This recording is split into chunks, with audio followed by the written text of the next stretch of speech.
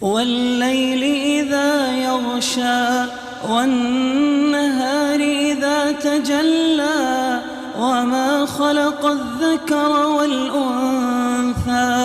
إن سعيكم لشتى فأما من أعطى واتقى وصدق بالحسنى فسنيسره لليسرى وأما من بخل واستغنى وكذب بالحسنى فسنيسره للعسرى وما يغني عنه ماله